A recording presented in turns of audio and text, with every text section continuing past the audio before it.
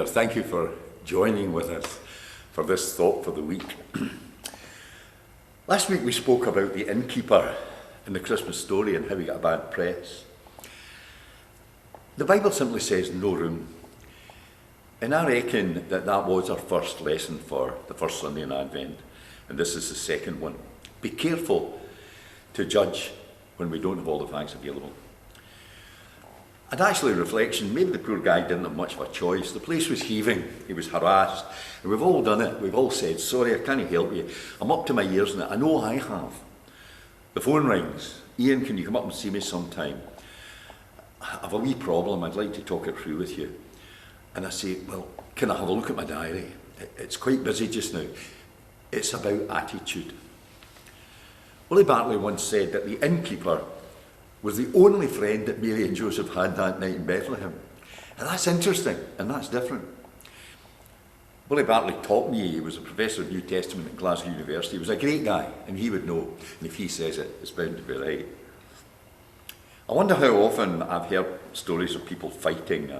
I get it over the phone, people fighting over a wedding, over a funeral, over money, and sometimes even in the church. And as I listen, I often wonder what the problem is, for what each will tell me makes sense. And you know what's missing? What's missing is the attitude, how whatever was said, was said.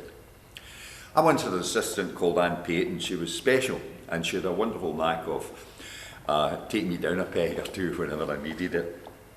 And I remember somebody had been complaining in the church. It was to do with the kitchen. It was not a usual thing, you big complaints in the church, but never mind.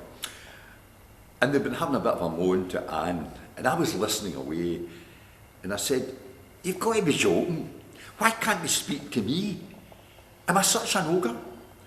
And there was silence, and then she said in that quiet way of hers, just look at yourself for a minute. That's why they didn't speak. It's all about attitude. What did the fellow say, the innkeeper, and how did he say it? Scram, you two. You're rolling the torn of the place. Oh, away into the cowshed with the animals if they don't mind. Is that what he said?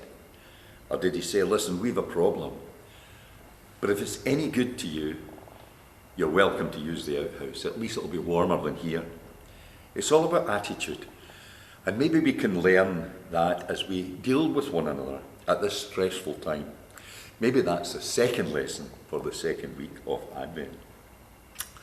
You know, I just love the story of the wee boy who was watching the 6 o'clock news, and he was called in for his tea and he was asked to say grace, and he was still thinking about some of the terrible things he had seen in the news. And so he said, dear God, please take care of Mummy and Daddy and my wee sister and Granny and indeed all the people in the world. And then he said, please God, take good care of yourself, because if anything happens to you, we're sunk. Well, you know, maybe Christmas tells us that we're not alone. God is with us in this. And maybe at the end of the day, that's the most important lesson for all of us. Again, thank you for listening to me, and God bless you.